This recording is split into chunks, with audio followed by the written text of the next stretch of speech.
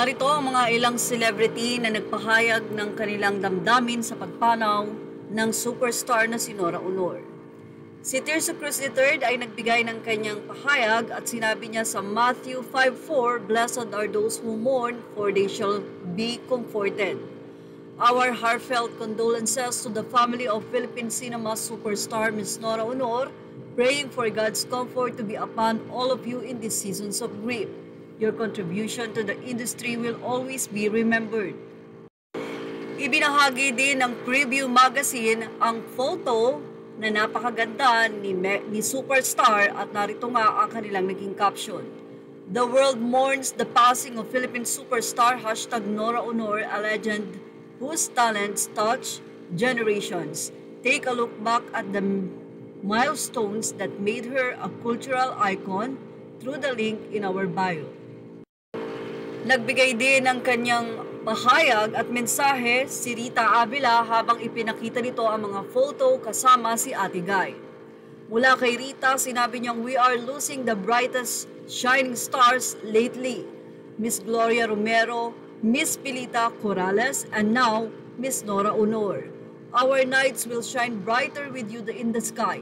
Rest in peace, Ate Guy." Ipinakita naman ng isang page ang post ng isang IBD Management Corporation kung saan magkakasama sila Vilma Santos, Alma Moreno at Nora Aunor.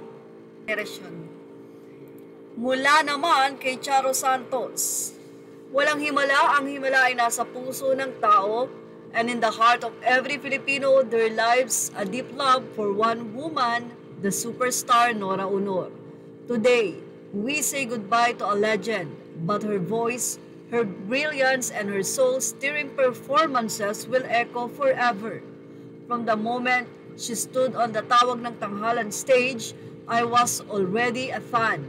I followed her journey closely, how a simple girl from Iriga became the country's most iconic actress. Her rise to superstardom was not just destiny, it was legacy in the making. Whether it was in Himala, Bona, 3 taong walang Diyos, Daywom, or minsan isang gamo-gamo, she made us feel every emotion. Every tear she shed on screen felt like a collective heartbreak. Every line she delivered became etched in the memory of Philippine cinema. Nora, salamat sa sining, salamat sa puso. You were never just an actress. You were our mirror, our voice, and always our superstar. My deepest condolences to her family, friends, and to every Noranian mourning this profound loss.